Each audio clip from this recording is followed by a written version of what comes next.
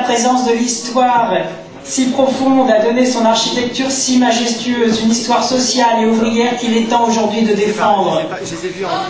Gandrange, Longwy aussi, ces histoires ont marqué notre pays. Et moi je suis heureuse de voir la résistance des salariés et le rassemblement des élus socialistes et communistes autour d'eux, et des autres d'ailleurs, des autres sensibilités de la gauche qui sont là. Parce qu'il n'y a pas de fatalité à la désindustrialisation.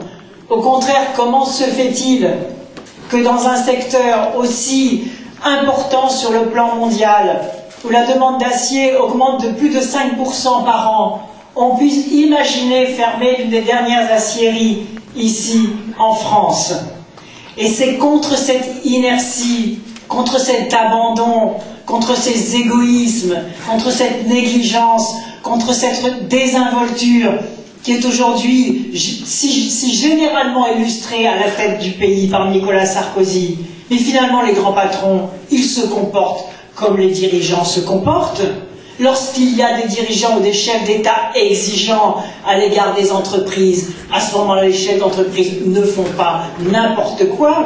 Et dans une entreprise comme ça, si lorsqu'il vient de publier ses profits, plus de 10 milliards de dollars, on se demande, mais comment se fait-il qu'ils osent même envisager une fermeture et une délocalisation?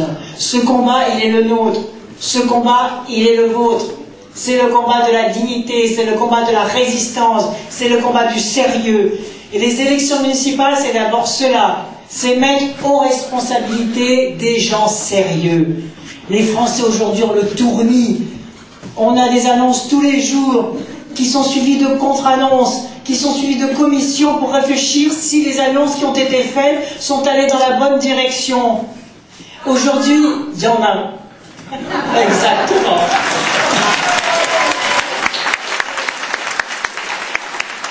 Et la France mérite mieux que ce qu'elle a. Eh bien, commençons à donner aux villes ce qu'elles méritent. Et donc, de nouvelles équipes, comme ici, celle qui est autour de nous.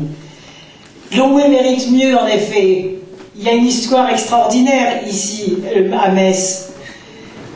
Je disais Longwy parce que c'est vrai que ça a tellement marqué Longwy et Gandrange. Mais d'une certaine façon, nous sommes tous solidaires sur ces bassins d'emploi qui méritent mieux que ce qu'ils ont. Et à Metz, il y a une vocation européenne exceptionnelle. C'est une ville qui devrait rayonner si elle s'en donne les moyens et si elle en a la volonté.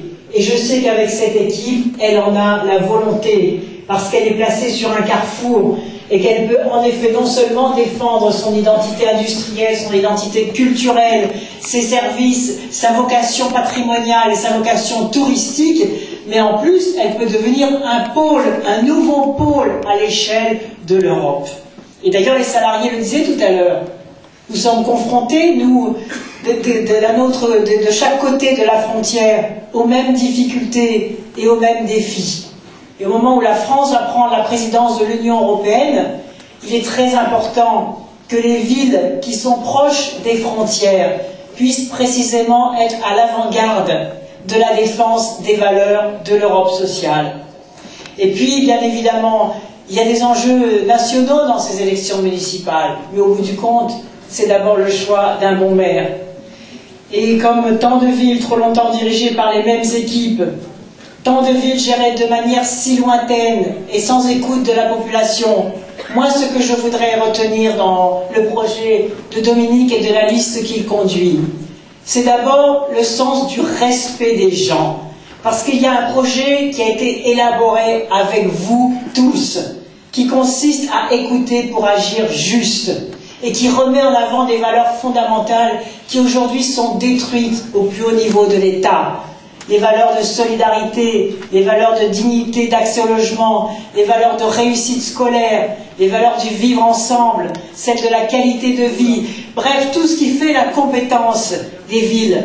Et il est plus que temps que la région Lorraine, présidée par un socialiste, Jean-Pierre Masseret, et que la ville de Metz soit dirigée aussi par un maire socialiste. Pourquoi? Parce qu'à un moment où l'État se désengage de toutes ses priorités, où se trouvent les remparts pour ne pas dégrader un peu plus la situation au quotidien? Mais ce sont les collectivités territoriales présidées par la gauche et par les socialistes qui résistent.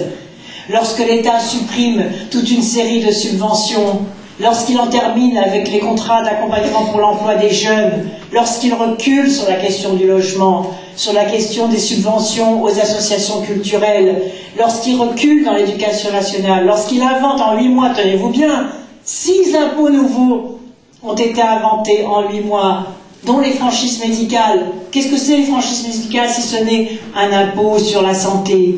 La hausse de la TVA qui a suivi la hausse des prix, on n'a pas rendu aux Français. Moi je demande la baisse de la TVA sur les produits de première nécessité à la place du cadeau fiscal de 15 milliards d'euros pour les plus favorisés. Mais bien sûr qu'il y a un autre projet, qu'il y a d'autres façons de faire, qu'il y avait des marges de manœuvre qui ont été gaspillées, ça n'est pas trop tard. Et donc il faut donner un signal fort pour que l'État cesse de faire n'importe quoi.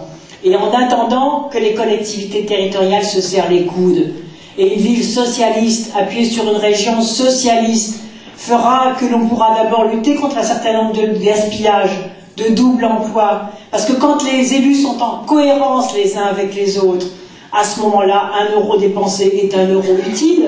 On réfléchit ensemble où est-ce qu'il est nécessaire d'investir les fonds publics. On est intelligent collectivement. On regarde comment on peut compenser les désengagements de l'État pour assurer le lien social, des solidarités fondamentales et des sécurités de base sans lesquelles il n'y a pas d'avenir imaginable pour les uns et pour les autres. Et puis je vais vous dire pour les socialistes et pour la gauche au bout du compte, quelles sont les inégalités les plus insupportables? Elles se situent entre ceux, finalement, qui ont toutes les sécurités et qui peuvent s'inventer un avenir, et qui savent aussi que leurs enfants pourront s'inventer un avenir et le réaliser. Il y a ceux qui s'imaginent leur avenir et qui savent, ça ce sont les catégories moyennes, et qui savent qu'il va être de plus en plus difficile pour leurs enfants de réaliser leurs rêves et leurs perspectives. Et puis il y a ceux qui n'osent même plus s'inventer un avenir, qui ne savent même pas ce qu'ils feront l'année prochaine, et encore moins sur un espace de vie.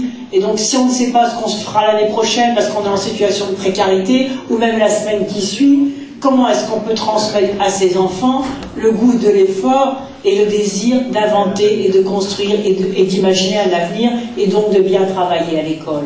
Eh bien pour faire en sorte que ces inégalités se réduisent, et que dans notre pays, tout le monde ait enfin le droit de s'inventer et de réaliser son avenir, et que chaque parent ait le droit de projeter ses enfants vers un avenir en leur donnant le sens de l'effort scolaire, de la réussite scolaire, du goût au travail, et que, enfin, tout ce qui fragilise les gens, toutes ces insécurités au quotidien, au premier rang desquelles l'insécurité au travail et la précarité, pour que tout cela recule, eh bien il vous faut des élus qui soient animés par ces valeurs fondamentales.